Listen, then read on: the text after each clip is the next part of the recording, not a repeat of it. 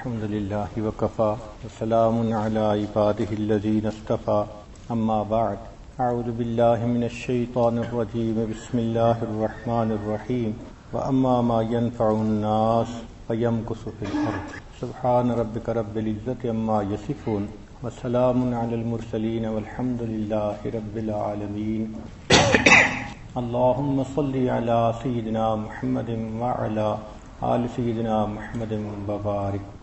مکارم اخلاق میں سے چوتھا خلق حاجت مند کی مدد کرنا، بھائی کی ضرورت کو پورا کرنا، محتاج کی خدمت کرنا۔ قرآن مجید میں ایک سورت کا نام النمل ہے۔ نمل کہتے ہیں چیونٹی کو۔ تو یہ نام پڑھ کر حیرت ہوتی ہے کہ چیونٹی کے نام پہ سورت کا نام رکھا گیا اور اس سورت میں چیونٹی کا تذکرہ بھی ہے۔ تذکرہ کیوں ہے کہ سلیمان علیہ السلام اپنے لشکر کے ساتھ جا رہے تھے، راستے میں کچھ چیونٹیاں پھر رہی تھیں۔ ایک چیونٹی نے ان کے آنے کی بات کو جلدی فیل کر لیا، تو اس نے دوسری چیونٹیوں کو کہا کہ دیکھو سلیمان علیہ السلام کا لشکر آ رہا ہے، ایسا نہ ہو کہ وہ تمہیں پاؤں کے نیچے مسل دے، تم اپنے بلوں میں گھس جاؤ۔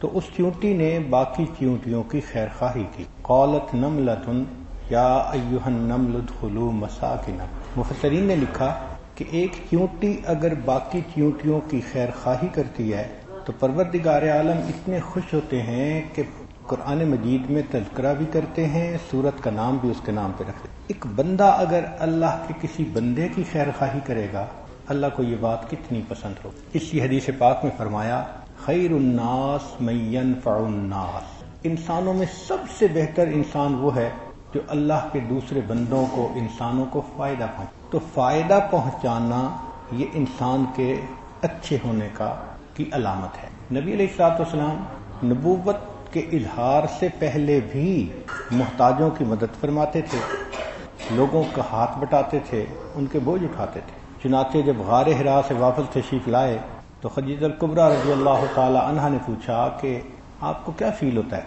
تو نبی علیہ السلام نے فرمایا کہ ایسے لگتا ہے کہیں میری موت نہ آ جائے۔ تو یہ سن کے انہوں نے کہا کلا، ہرگز نہیں، اللہ تعالیٰ آپ کو ضائع نہیں ہونے دیں گے۔ اور پھر انہوں نے اپنی بات کی سپورٹ میں دلائل دیے، فرمانے لگی انک لتصل الرحم، آپ رشتہ داروں سے رشتہ داری جوڑتے ہیں، یعنی اچھی رشتہ داری کا تعلق رکھتے ہیں، وتحمل الکل، بے سہاروں کا بوجھ اٹھاتے ہیں، وتکسب المعدوم، اور جس کے پاس کچھ نہیں ہوتا اس کو کما کے دیتے ہیں، وتقرئ الضیف، مہمان نوازی کرتے ہیں، وتعین علی نوائب الحق، اور حق کے راستے میں آپ لوگوں کی مدد کرتے ہیں۔ تو یہ صفات نبی علیہ الصلوۃ والسلام کی اس وقت گنوائی گئیں جب ابھی وحی اتر رہی تھی، کہ اس سے پہلے کی یہ کیفیت۔ اب سوچئے کہ اللہ کے حبیب صلی اللہ علیہ وسلم شروع سے ہی یہ اخلاق عظیمہ دنیا میں لے کر آئے تھے۔ آپ جانتے تھے کہ زندگی کا مقصد کیا ہے،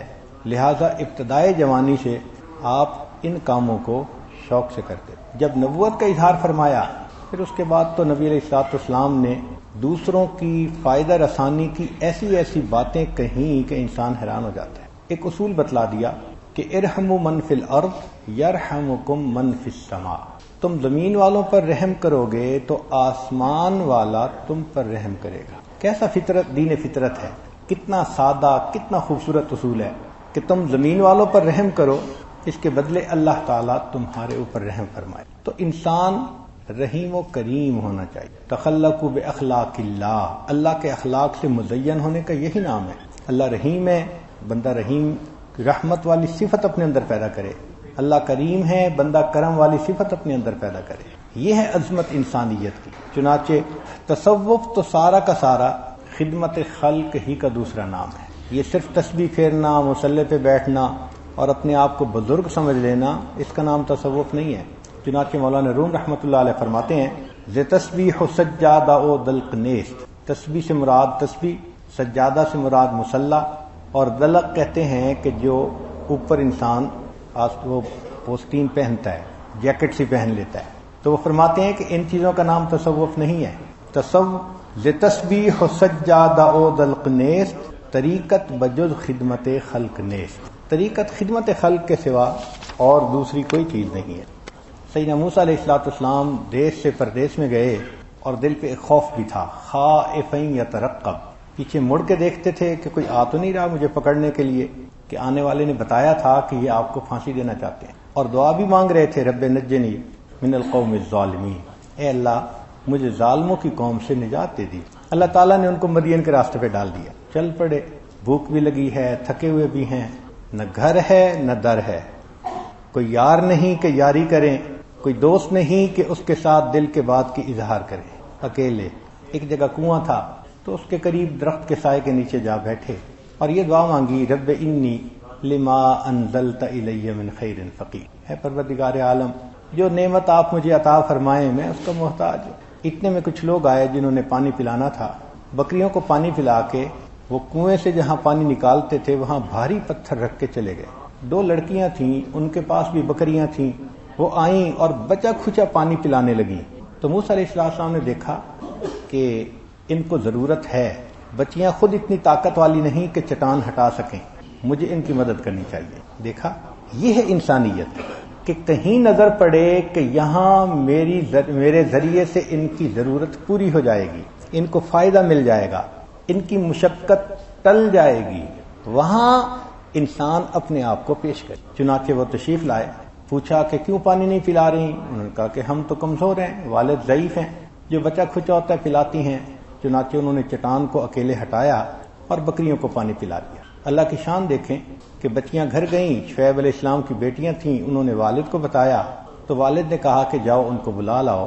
یوں موسیٰ علیہ السلام کو اللہ نے گھر بھی دے دیا، گھر والی بھی دے دی، رشتہ دار بھی دے دی۔ وجہ کیا بنی تھی؟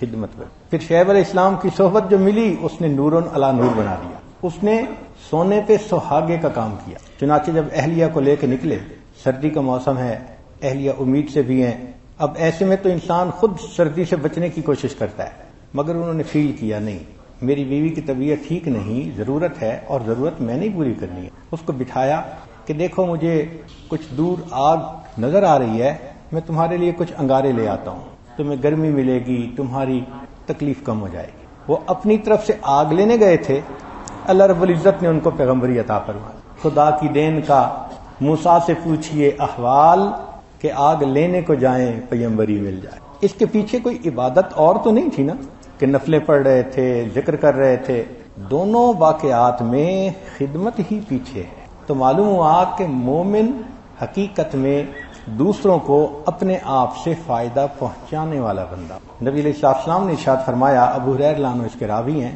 بہت اہم بات ہے، فرمایا من نفس عن مؤمن کربۃ من کرب الدنیا نفس اللہ عن کربۃ من کرب یوم القیامہ، کہ جو بندہ کسی مومن سے کسی مصیبت کو ہٹائے، جو تکلیف دینے والی کیفیت ہوتی ہے نا کرب والی، تو اس تکلیف دینے والی کیفیت کو ہٹائے، اللہ اس کے بدلے اس بندے سے قیامت کے دن کے غموں کو دور فرما دیں گے۔ یہ ڈائریکٹلی پروپورشنل ہے کہ جس نے دنیا میں کسی مومن کے غم کو دور کیا، اللہ تعالیٰ اس کے بدلے قیامت کے دن اس کے غموں کو دور فرما دیں گے۔ اس حدیث میں 4 باتیں کہیں، چاروں پہ ذرا دھیان دیجئے۔ جو مومن کے غم کو دور کرے گا، اللہ قیامت کے دن اس کے غم کو دور کریں گے۔ وَمَنْ يَسَّرَ عَلَى مُعْسِرٍ يَسَّرَ اللَّهُ عَلَيْهِ فِي الدُّنْيَا وَالْآخِرَةِ، جو مشکل میں گرفتار ہو، تنگی کے حالات میں ہو، تو تنگ حالات میں جس نے کسی کے لیے آسانی کر دی، اللہ تعالیٰ اس کے بدلے قیامت کے دن کی تنگی کو آسان فرما دے۔ ہوتا ہے نا کوئی بندہ پھنس جاتا ہے حالات میں، اس کی مدد کر دینا، اس کو مشورہ دے دینا، مورل سپورٹ دے دینا، کوئی ایسا کام کر لینا کہ جس کی وجہ سے اس تنگی کے حال میں سے وہ نکل جائے۔ فرمایا جو مومن کو تنگی میں سے نکالے گا، اللہ تعالیٰ قیامت کے دن اس کو قیامت کی تنگی سے آسانی فرما دے گا۔ پھر تیسری بات فرمائی وَمَنْ سَتَرَ مُسْلِمًا سَتَرَهُ اللَّهُ فِي الدُّنْيَا وَالْآخِرَةِ، جو کسی مومن کی عیب پوشی کرے گا، ستر پوشی کرے گا، اللہ تعالیٰ دنیا اور آخرت میں اس کی ستر پوشی فرمائیں گے۔ صرف آخرت کا وعدہ نہیں کیا، دنیا میں بھی ستر پوشی کریں گے اور آخرت میں بھی ستر پوشی فرمائیں گے۔ اور چوتھی بات تو عجیب کہی کہ واللہ فی عون العبد ما کان العبد فی عون اخیہ، کہ اللہ بندے کی مدد میں اس وقت تک رہتا ہے جب تک بندہ اپنے بھائی کی مدد میں رہتا ہے، یعنی جب تک مومن کی مدد کرتا رہتا ہے، اس دوران اللہ اس بندے کا مددگار رہتا ہے۔ آج ہم سب دعا مانگتے ہیں اللہ ہماری مدد فرما دیجئے۔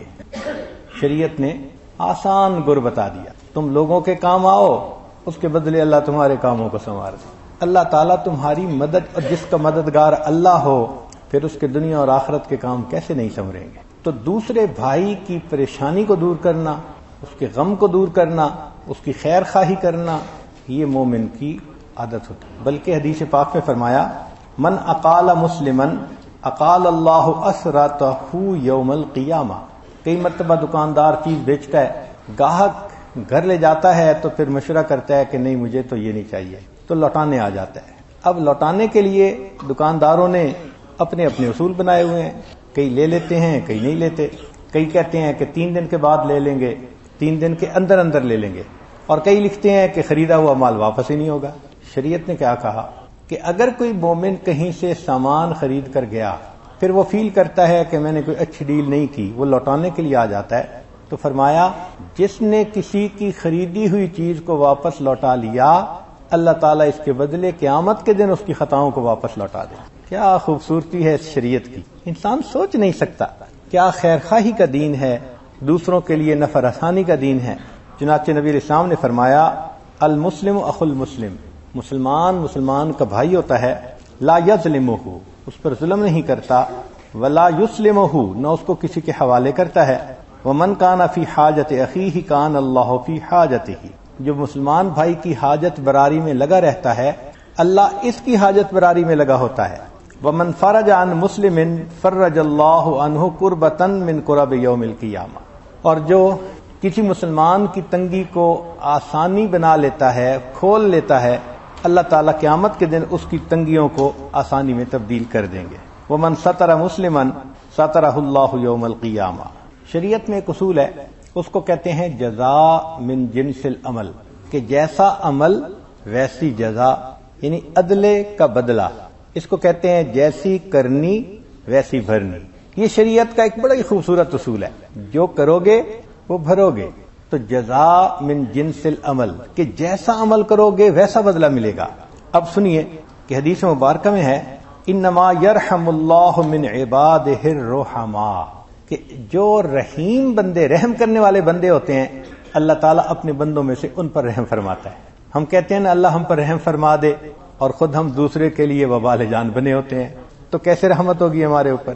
تو فرمایا کہ جو دوسروں کے لیے رحمت بنے گا، اللہ تعالیٰ اس بندے پر رحمت کی نظر عطا فرمائے۔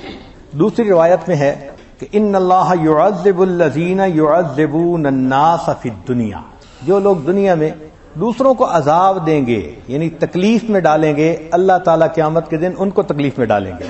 تو معلوم ہوا کہ ہمیں دنیا میں آخرت کے لیے تیاری کرنی پڑے گی۔ ایک وقت آئے گا نہ نوکریاں رہیں گی، نہ فیکٹریاں رہیں گی، نہ تجارت رہے گی، نہ وزارت رہے گی، ہم محتاج ہوں گے، حاجت مند ہوں گے، ضرورت مند ہوں گے۔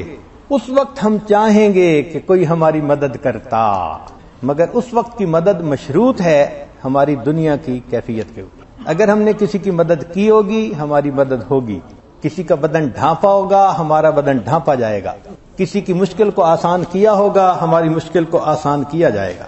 چنانچہ حدیث مبارکہ سنیے کہ ایما مؤمن اطعم مؤمنا علی جوع اطعمہ اللہ یوم القیامت من ثمار الجنہ، جو بندہ کسی مومن کو دنیا میں بھوک کی حالت میں کھانا کھلاتا ہے، اللہ اس کے بدلے قیامت کے دن جنت کے پھل اس کو کھلائیں گے۔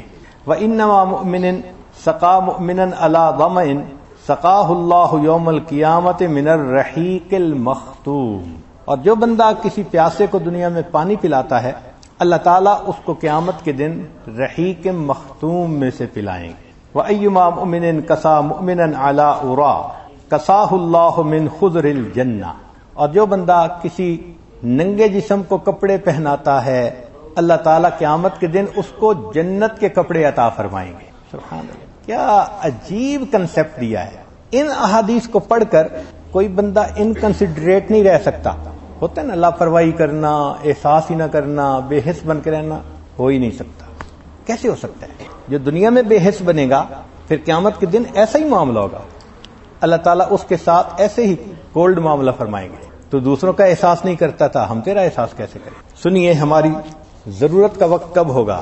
ابن مسعود رضی اللہ عنہ فرماتے ہیں کہ یحشر الناس یوم القیامت اعری ما کانوا قط، قیامت کے دن جتنے بھی انسان ہیں سارے کے سارے ننگے کھڑے کیے جائیں گے، مستثنا نہیں ہے کوئی، سارے ننگے ہوں گے۔ وَأَجْوَعَ مَا كَانُوا قَطُّ، اور سارے کے سارے بھوک کی حالت میں کھڑے ہوں گے، سخت بھوک لگی ہوگی۔ وَأَدْمَعَ مَا كَانُوا قَطُّ، اور جتنے ہوں گے سارے کے سارے پیاسی حالت میں ہوں گے۔ وَأَنْصَبَ مَا كَانُوا قَطُّ، اور سارے کے سارے کھڑے ہوئے ہوں گے دھوپ کی حالت میں۔ وہ ایسا دن ہوگا سورج ایسے جیسے قریب ہوتا ہے، اتنا پسینہ ہوگا کہ کھڑا ہونا مشکل، بھوک بھی ہوگی، پیاس بھی ہوگی، جسم بھی ننگا ہوگا۔ فرمایا من کسا للہ عز وجل کساہ اللہ، جس نے دنیا میں کسی کو اللہ کے لیے کپڑے پہنائے ہوں گے اللہ ان کو اس دن کپڑے پہنائے گا۔ ومن اطعم للہ اطعمہ اللہ، جس نے دنیا میں اللہ کے لیے کسی کو کھانا کھلایا ہوگا اللہ اس کو اس دن کھانا کھلائے گا۔ ومن سقا للہ عز وجل سقاہ اللہ، اور آخری بات من افا للہ عز وجل افاہ اللہ، جس نے دنیا میں کسی کو اللہ کے لیے معاف کیا ہوگا اللہ قیامت کے دن اس کو معاف فرما دیں گے۔ یہ تو آخرت کی تیاری ہے، اپنی ضرورت کے وقت کے لیے آج تیاری کرنی ہے۔ یہ جو ہم کپڑا پہنا رہے ہیں یہ ہم اصل میں آگے بھیج رہے ہیں، یہ آگے جائے گا اور قیامت کے دن ہمارے جسم کو ڈھانپے گا۔ یہ کھانا قیامت کے دن ہماری غذا بنے گا، یہ پانی قیامت کے دن ہماری پیاس کو بجھائے گا۔ تو یوں سوچیں کہ ہم کیا احسان کر رہے ہیں، اس کے بدلے اللہ تعالیٰ یہ نعمتیں بہتر حالت میں ہمیں لوٹائیں گے، اور آج اگر تیاری ہی نہ کی تو پھر انسان قیامت کے دن حسرت سے اپنے ہاتھ میں لے گا۔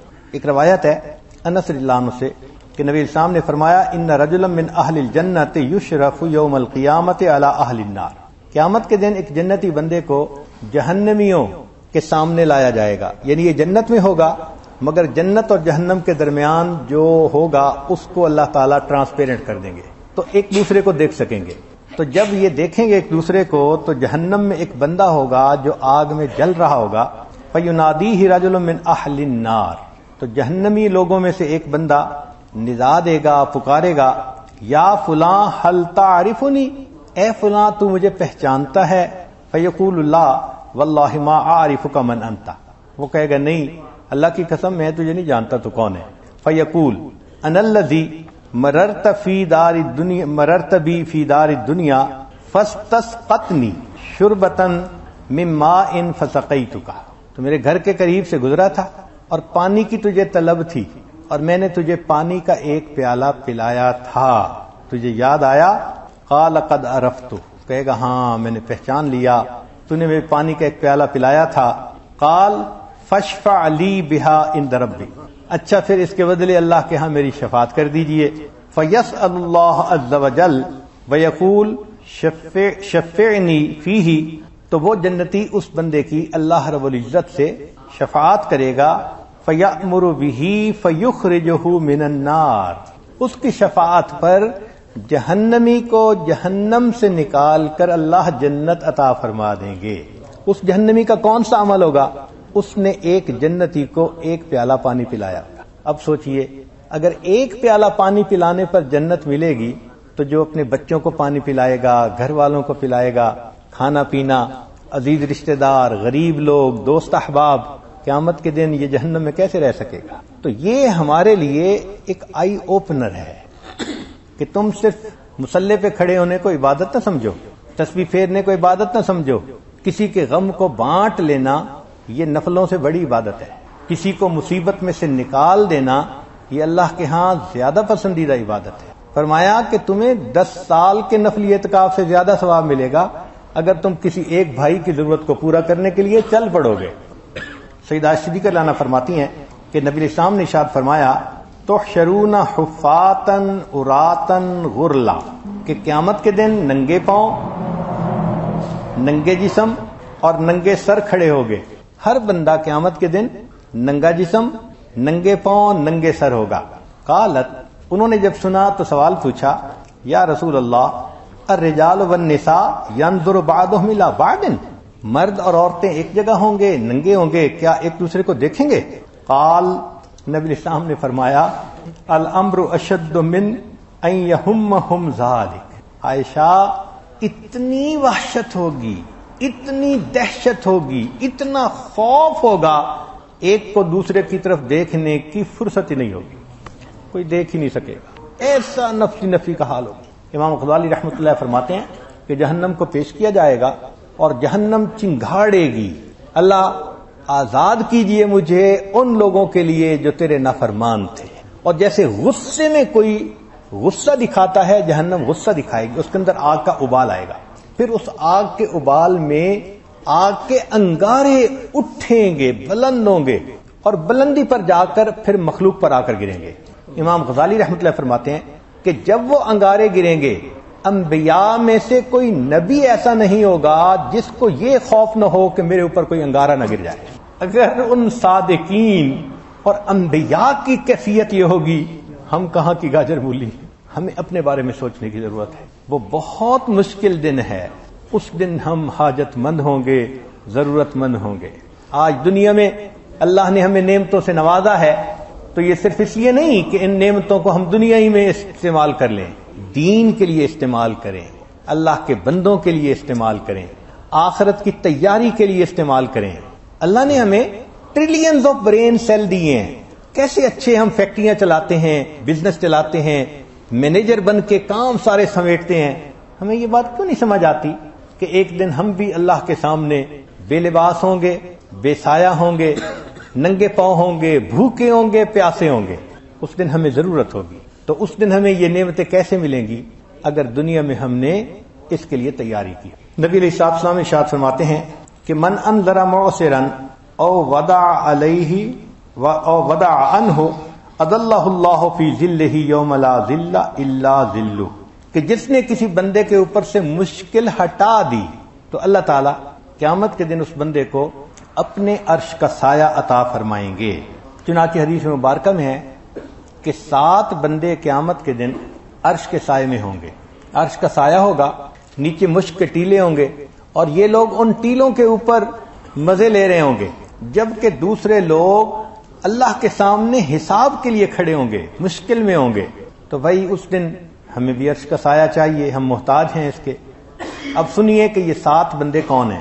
فرمایا عادل بادشاہ، جو بادشاہ ہو، حاکم ہو، مگر عدل کرتا ہو۔ دوسرا شاب نشأ فی عبادت اللہ، وہ نوجوان جو اللہ کی عبادت میں سرشار ہو، یعنی عین جوانی میں نیکی میں لگا ہو، ذکر میں لگا ہو، دعوت کے کام میں لگا ہو، علم کے کام میں لگا ہو۔ نشأ فی عبادت اللہ، جو اللہ کی عبادت میں مگن ہو، ایسا نوجوان قیامت کے دن عرش کے سائے کے نیچے ہوگا۔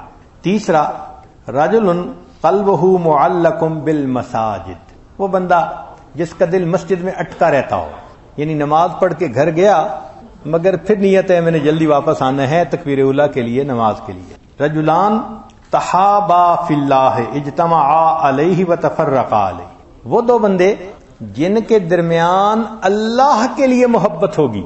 سبحان اللہ، یہ کام آسان ہے۔ وہ 2 بندے کہ جن کے درمیان محبت کی بنیاد کیا ہوگی؟ رشتہ داری نہیں، کوئی تجارت نہیں، کوئی دنیا کا مفاد نہیں، اللہ کے لیے محبت، اللہ کی رضا کے لیے۔ تو 2 مسلمان بھائی جن کے درمیان اللہ کی رضا کے لیے محبت ہوگی، اس عمل پر اللہ ان کو قیامت کے دن عرش کا سایہ عطا فرمائے۔ پھر فرمایا کہ وہ نوجوان جسے خوبصورت حسب نسب والی عورت اپنی طرف گناہ کے لیے بلائے اور وہ کہہ دے کہ میں اللہ سے ڈرتا ہوں، یعنی دعوت گناہ ملے اس کے باوجود وہ کہہ دے کہ میں اللہ سے ڈرتا ہوں، یہ اللہ سے ڈرنے والا بندہ قیامت کے دن عرش کے سائے میں ہوگا۔ اور فرمایا کہ چھٹا وہ بندہ کہ جو دائیں ہاتھ سے اللہ کے راستے میں صدقہ دے مگر اتنا خاموش کہ بائیں ہاتھ کو پتہ نہ چلے، ایسے اللہ کے راستے میں دے، بھلا کرے کسی کے ساتھ تو اس طرح چھپ کے کرے، پتہ ہی نہ چلے کسی کو۔ تو فرمایا یہ جو خفیہ صدقہ کرنے والا ہے اس کو قیامت کے دن عرش کا سایہ ملے گا۔ آج ہماری کیا حالت ہے؟ ہم دائیں ہاتھ سے اس طرح گناہ کرتے ہیں، بائیں ہاتھ کو پتہ نہیں چلتا، ہم چھپ کے اس طرح سے گناہ کرتے ہیں، پتہ نہیں چلنے دیتے کسی کو۔ اللہ تعالیٰ فرماتے ہیں، اللہ کے حبیب صلی اللہ علیہ وسلم، کہ جو صدقہ اللہ کے راستے میں ایسے دے کہ بائیں ہاتھ کو پتہ نہ چلے، یہ بھی اللہ کے راستے میں ہوگا۔ اور چوتھا بندہ کہ وہ بندہ جو خلوت میں اللہ کے ذکر میں، اللہ کی یاد میں بیٹھا اور اللہ کی یاد میں اس کی آنکھوں سے آنسو نکل آئے، یہ اللہ کی محبت میں رونے والا یہ بھی قیامت کے دن عرش کے سائے میں ہوگا۔ ساری دنیا روتی ہے، کوئی صحت کی وجہ سے روتی ہے، کوئی نقصان کی وجہ سے روتی ہے، کوئی ضرورتیں پوری نہ ہونے کی وجہ سے روتی ہے۔ اللہ کے لیے رونا، اللہ کی محبت میں رونا یہ بہت کم ہے۔ تو ایسا نوجوان جو اللہ کی محبت میں روئے، فرمایا یہ بھی قیامت کے دن عرش کے سائے میں ہوگا۔ دوسرے کی خدمت کرنا، کام آنا، یہ بڑی عبادت ہے۔ چنانچہ ایک روایت ہے، نبی علیہ الصلوۃ والسلام نے سفر فرمایا تو سفر میں کچھ لوگوں نے روزے رکھے ہوئے تھے، وہ زیادہ تھے۔ کچھ تھے کہ جنہوں نے انٹینشنلی روزہ نہیں رکھا تھا، نفلی روزے تھے کہ بھائی سفر ہے، گرمی ہے، باقی لوگوں کو، روزے والوں کو مشقت ہوگی تو ان کو خدمت کے لیے بندے چاہیے تو ہم ان کی خدمت کریں گے۔ ایسا ہی ہوا کہ جب منزل پہ پہنچے تو روزے والے تو نڈھال تھے، وہ جا کر لیٹ گئے، بھوکے پیاسے جو تھے۔ جن کا روزہ نہیں تھا انہوں نے فوراً خیمے لگائے، سامان ٹھیک کیا اور ان کو اچھی جگہ پر لٹایا۔ نبی علیہ السلام نے فرمایا ذهب المفطرون اليوم بالاجر، کہ آج کے دن افطار کرنے والے روزہ رکھنے والوں سے اجر زیادہ لے گئے۔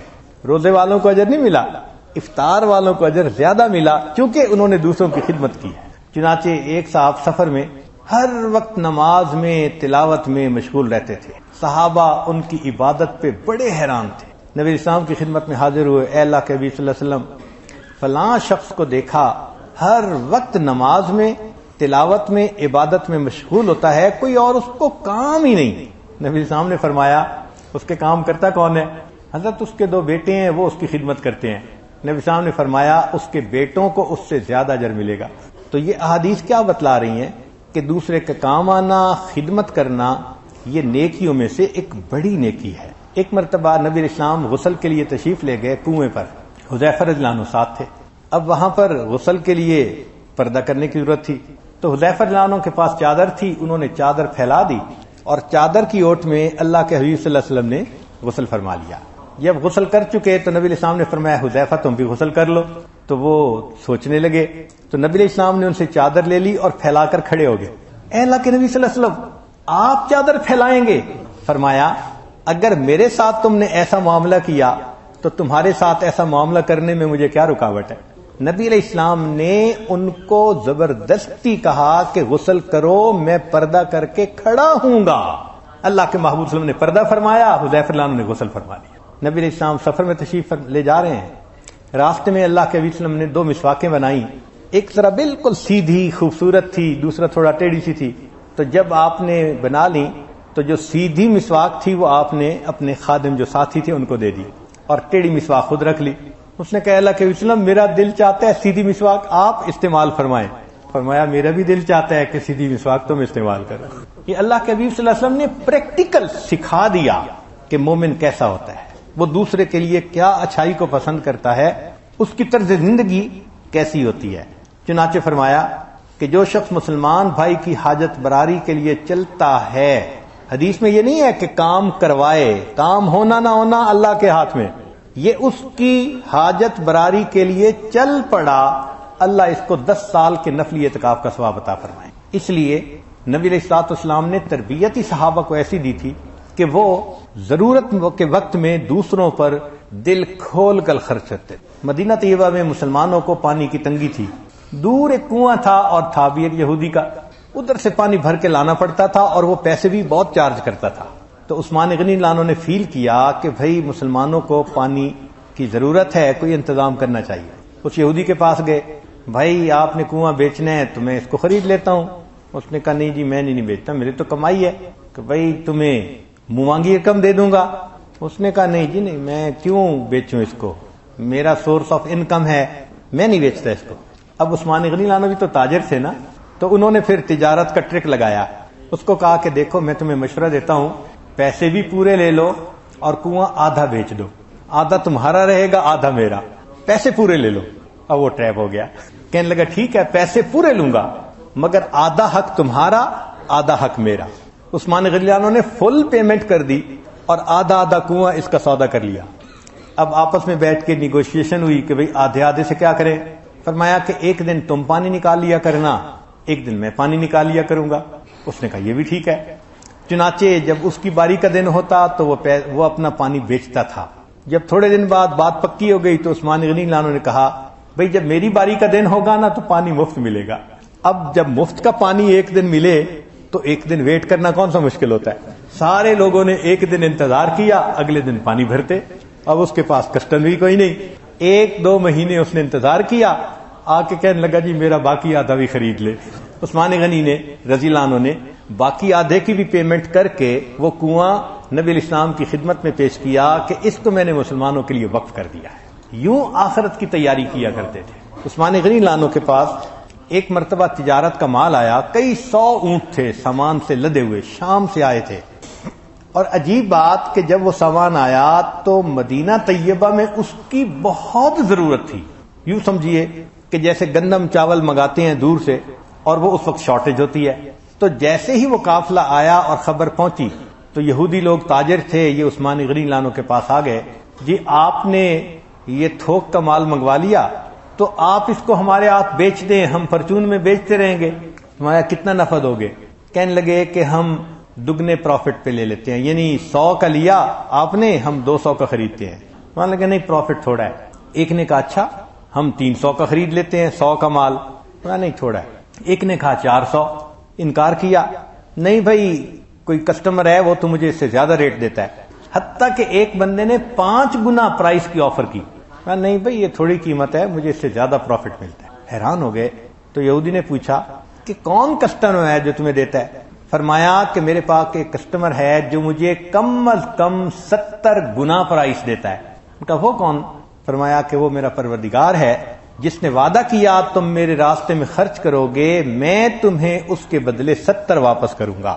چنانچہ پورا کا پورا جو قافلہ تھا, اونٹ تھے, وہ سارے انہوں نے مسلمانوں کے اندر فری تقسیم فرما دیے. اللہ سے ڈیل کی, اللہ سے سودا کیا. ہم لوگوں سے تو ڈیل کرتے ہیں, کبھی اللہ سے بھی تو ڈیل کیا کریں نا, کہ اللہ میں آپ سے یہ ڈیل کر رہا ہوں. پھر دیکھیں اللہ تعالیٰ اس ڈیل کو کیسے نبھاتے ہیں اور اس کا بدلہ کیسے دیتے ہیں. مکاشفۃ القلوب میں لکھا ہے کہ اللہ تعالیٰ نے اپنے بعض بندوں کو اس لیے پیدا کیا ہوتا ہے کہ وہ مخلوق کی ضرورت کے وقت کام آئیں. توجہ سے سننے والی بات, اللہ تعالیٰ نے اپنے بعض بندوں کو پیدا ہی اسی لیے کیا ہوتا ہے, ان کی پیدائش کا مقصد یہ ہوتا ہے کہ وہ مخلوق کی ضرورت کے کام آئیں. اور اللہ نے اپنی قسم کھا کر کہا کہ جو ایسے لوگ ہوں گے کہ جو میری مخلوق کی ضرورت کے وقت کام آئیں گے, میں ان کو قیامت کے دن جہنم کا عذاب نہیں دوں گا, ان کو نور کے ممبروں پر بٹھاؤں گا اور میں ان کے ساتھ ہم کلامی کروں گا. سبحان اللہ. لوگ اپنے حساب کے لیے تڑپ رہے ہوں گے اور اللہ ان کو مشک کے ممبروں پر, مشک کے ٹیلوں پر نور کے ممبر عطا فرمائیں گے اور ان کے ساتھ گفتگو فرمائیں گے. سبحان اللہ. اور پھر آگے فرمایا کہ دوسروں کا حساب ہو رہا ہوگا اور ان کے ساتھ میں گفتگو کر رہا ہوں گا. حدیث پاک میں ہے کہ جو شخص مسلمان کی حاجت کے لیے چل پڑا, ہر قدم پر 70 نیکیاں ملیں گی, 70 گناہ معاف ہوں گے. اور اگر ضرورت پوری ہو گئی, یعنی جس کام کے لیے چلا تھا وہ کام ہو گیا, زندگی کے پچھلے سارے گناہ معاف. یہ ایسے ہو گیا جیسے اس کی ماں نے اس کو آج جنم دیا تھا. ساری میموری ڈیلیٹ کر دی جاتی ہے گناہوں کی. اب ذرا سوچئے, ایک مومن کی, ایک بندے کی ضرورت کو پورا کر دینا زندگی کے گناہوں کی پوری میموری ڈیلیٹ ہونے کے برابر ہے. اللہ اکبر کبیرہ. ایک حدیث پاک میں ہے کہ میں نے بعض لوگوں کو اپنی نعمتیں عطا کی ہیں, وہ اس نعمت کو لوگوں تک پہنچانے میں تنگی محسوس نہ کریں. اگر وہ تنگی محسوس کریں گے تو میں ان سے نعمتیں لے کر دوسرے بندوں کو عطا کر دوں گا. ہمارے اکابر انسان تو انسان, جانوروں کے ساتھ بھی اچھا برتاؤ کر لیتے تھے کہ اللہ کی مخلوق ہے, اللہ کی مخلوق ہے. چنانچہ عبداللہ ابن جعفر کی باغات تھے بہت سارے, اور ایک حبشہ کی سائیڈ کا بندہ تھا جو اس کا کام کرتا تھا. ایک دن وہ اپنے باغات کو دیکھنے کے لیے آئے تو دیکھا کہ وہ بندہ کام کر رہا ہے, پسینہ بہا رہا ہے. دوپہر کے وقت اس نے تھوڑی دیر ریسٹ کا ٹائم نکالا. اس کے پاس 2 روٹیاں خشک تھیں تو اس نے وہ 2 روٹیاں اپنے سامنے رکھیں کہ میں اس کو کھا لوں. اتنے میں ایک کتا آ گیا کہیں سے, تو اس حبشی نے ایک ٹکڑا اس کتے کو پھینکا. وہ زیادہ بھوکا تھا, کھا لیا تو اور اس نے باقی ٹکڑا پھینک دیا. حتیٰ کہ کچھ دیر میں اس حبشی نے دونوں روٹیاں اس کتے کو کھلا دی اور دسترخوان سمیٹ کے کھڑا ہو گیا. تو عبداللہ بن جعفر ان سے پوچھنے لگے کہ تو نے کھانا نہیں کھایا؟ اس نے کہا جی کہ ہمارے اس علاقے میں کتا نہیں ہوتا، یہ لگتا ہے کہیں دور سے آیا ہے اور یہ بھوکا تھا اور اس کا انداز بتا رہا تھا کہ بھوک برداشت نہیں ہو رہی، تو میں نے پہلے اس کو روٹی کا ایک ٹکڑا دیا، پیٹ نہیں بھرا میں نے دوسرا دیا، پھر اس کی بھوک مجھ سے نہیں دیکھی گئی تو میں نے اس کو دوسری روٹی بھی کھلا دی، میرا کیا ہے میں دوسرے وقت میں کھا لوں گا. جب اس نے یہ بات کہی کہ میں نے خود بھوکا رہنا پسند کیا، اس کتے کو ساری روٹی کھلا دی، تو عبداللہ ابن جعفر کو ایسا اس کے اوپر پیار آیا، جتنے باغات تھے انہوں نے سارے اس بندے کو ہدیہ میں عطا فرما دیا. کتے کا خیال کرنے پر اللہ نے باغات کا مالک بنا دیا. ایک حدیث مبارکہ نبی علیہ الصلوۃ والسلام نے ارشاد فرمایا کہ بنی اسرائیل کا ایک عابد تھا جو 60 سال تک 60 سنہ ان راہبا عبد اللہ فی صومعاتہ 60 سنہ، ایک بنی اسرائیل کے عبادت گزار نے اپنے حجرے میں 60 سال اللہ کی عبادت میں گزار دیے. کتنی عبادت ہے؟ 60 سال عبادت میں گزار دیے. فجاءت امرأۃ فنزلت الی جنبہ، ایک عورت آ گئی کہیں سے اور اس خیمے کے قریب آ کے اس نے بھی ٹھکانہ کر لیا. فنزل الیہا فواقعہا 6 لیال، یہ اپنے کمرے سے باہر آیا، عورت تھی، شیطان نے اس کی طرف متوجہ کیا، یہ اس کے ساتھ زنا کا مرتکب ہو گیا. اب جب کچھ راتیں اس کے ساتھ گزاری، ثم سقط فی یدہ فحربا فاتی مسجدا فاوى فیہ ثلاثا لا یطعم شیئا، پھر یہ مسجد میں آیا دوبارہ عبادت کی جگہ پر، مگر اس کو ندامت تھی، اس نے 3 دن کھانا نہیں کھایا کہ میں نے کیا کیا. 3 دن کے بعد اس کو ایک روٹی ملی تھیلے کے اندر، اب اس کا جی چاہتا تھا کہ میں روٹی کھاؤں، پھر اس میں اس کے پاس 2 سائل آ گئے. اس حدیث میں 2 سائل کی بات ہے، دوسری حدیث میں 1 کی بات ہے. اس نے آدھی روٹی ایک کو دے دی اور آدھی روٹی دوسرے کو دے دی، اور اسی حالت میں اس کو جو ہارٹ اٹیک ہوا تو یہ وہیں فوت ہو گیا.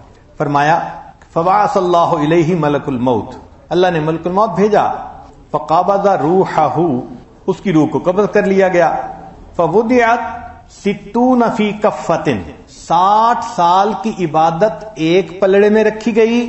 ووضعت 6 فی کفۃ، اور وہ جو زنا کا گناہ تھا اس کو ایک دوسرے پلڑے میں رکھا گیا. فرجحت یعنی 6، ایک جو زنا کا گناہ تھا وہ 60 سال کی عبادت سے بھی بھاری نکل آیا. 60 سال کی عبادت کمپنسیٹ نہ کر سکی. اب وہ پریشان کہ میں تو جہنم میں جاؤں گا. اتنے میں وہ روٹیوں کے ٹکڑے لائے گئے جو اس نے سائل کو دیے تھے، اور روٹیوں کے ٹکڑے کو نیکیوں کے پلڑے میں ڈالا گیا تو نیکیوں کا پلڑا جھک گیا، اللہ نے اس کو جنت عطا فرمایا. 60 سال کی عبادت ایک طرف اور کسی بھوکے کو کھانا کھلا دینا یہ ایک طرف. ایک بہت پیاری حدیث سنیے. حدیث پاک میں ہے کہ نبی اسلام نے ارشاد فرمایا، جو شخص دوسروں کی ضرورت میں کام آتا ہوگا، توجہ کیجیے، جو شخص دوسروں کی ضرورت میں کام آتا ہوگا، میں قیامت کے دن میزان کے پاس کھڑا رہوں گا. جو شخص دوسروں کے کام آتا ہوگا، جب اس کا حساب ہونے لگے گا، نبی اسلام نے فرمایا میں قیامت کے دن میزان کے پاس رہوں گا. اگر اس کی نیکیاں بھاری ہوئیں تو بہت اچھا، اگر نہ ہوگی میں شفاعت کروں گا، اللہ اس کو جنت عطا فرما دے گا. تو اس کا مطلب کہ دوسروں کی حاجت کو پورا کرنے پر نبی علیہ السلام کی شفاعت نصیب ہوگی. یہ وہ دن ہوگا جب کہنے والے کہیں گے فما لنا من شافعین ولا صدیق حمیم، کاش کوئی ہماری بھی شفاعت کرنے والا ہوتا. اللہ کے حبیب صلی اللہ علیہ وسلم فرماتے ہیں اس دن میں شفاعت کے لیے کھڑا رہوں گا، واچ کروں گا. اگر تھرو ہو جاتا ہے تو بہت اچھا، کوئی مسئلہ ہوا تو میں اس کی شفاعت کر کے اس کو پار لگا دوں.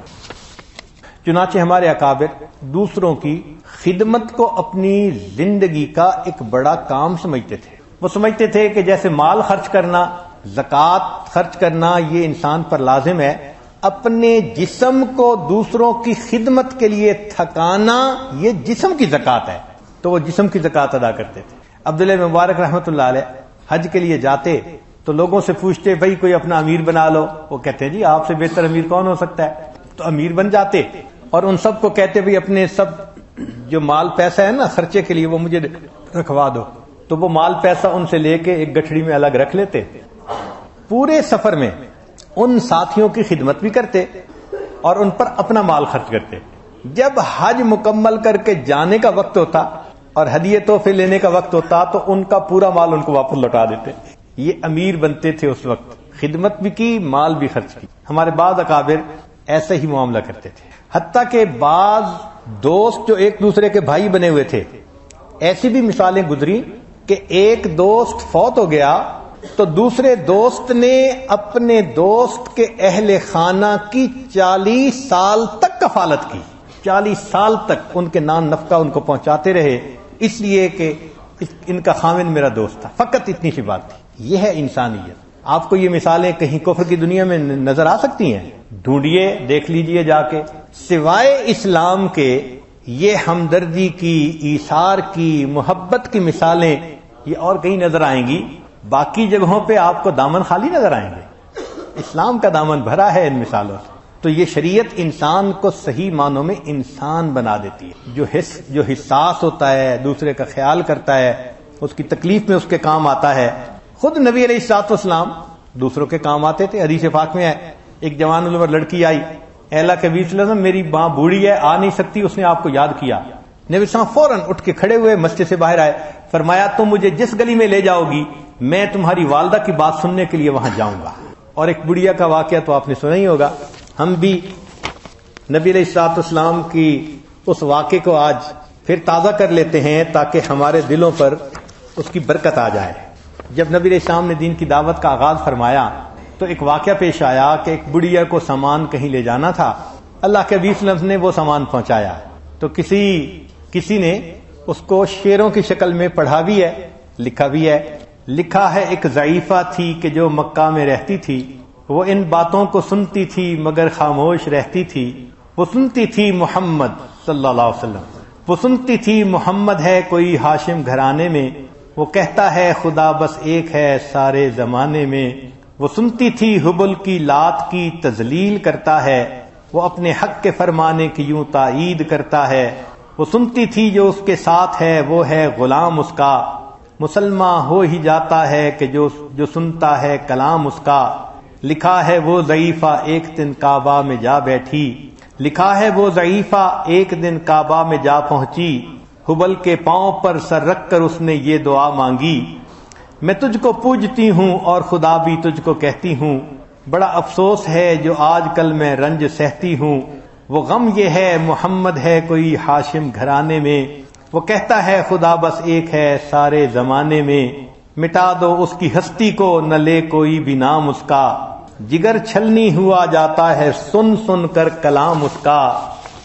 دعا کر کے اٹھی سجدے سے اور وہ اپنے گھر آئی، سمجھتی تھی یہ دل میں اب میری امید بر آئی، ضعیفہ کو خوشی تھی اب حبل بجلی گرائے گا، محمد تو محمد ساتھیوں کو بھی مٹا دے گا۔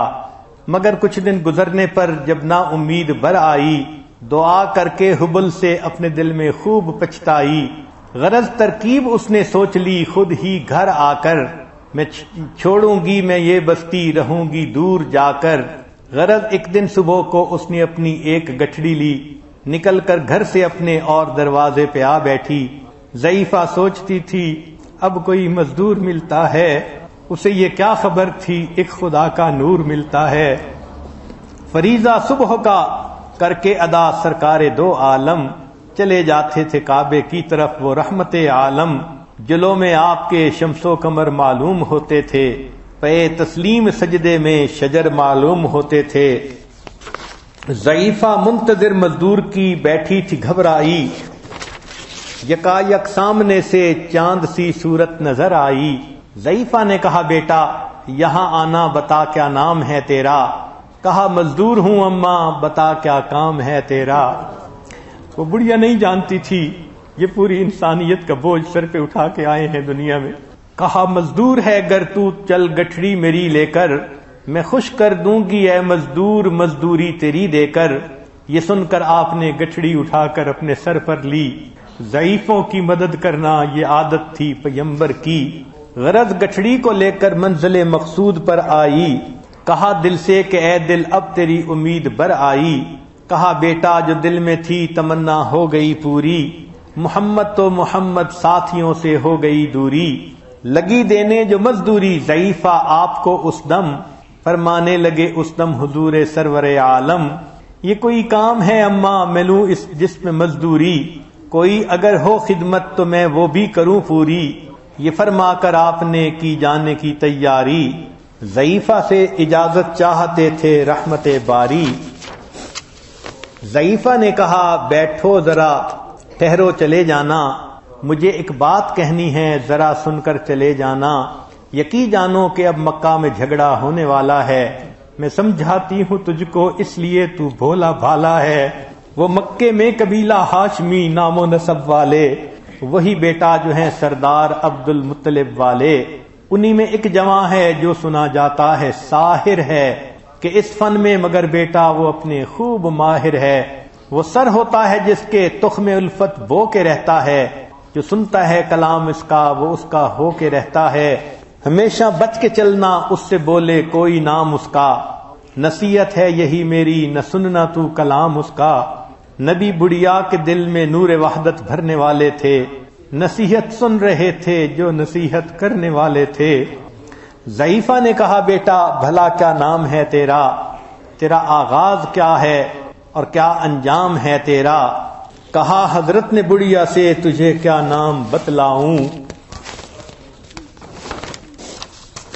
میں کیا کام بتلاؤں کیا انجام بتلاؤں، میں بندہ ہوں خدا کا اور مجسم نور ایزد ہوں، کہا گردن جھکا کر آپ نے میں ہی محمد ہوں، میں ہوں معصوم دنیا میں میرا دشمن زمانہ ہے، خدا واحد ہے عالم میں مجھے بس یہ بتانا ہے، یہ سننا تھا کہ بس آنکھوں میں آنسو ہو گئے جاری، نبی کے عشق کی ایک چوٹ سی دل پر لگی کاری، ضعیفہ نے کہا بیٹا کرو مشکل میری آساں، میں ایسی جیت کے صدقے میں ایسی ہار پہ قرباں، ہوا پھر آن پر اس کے جو فضل ایزن باری، ضعیفہ کی زباں پر خود بخود ہوا کلمہ جاری۔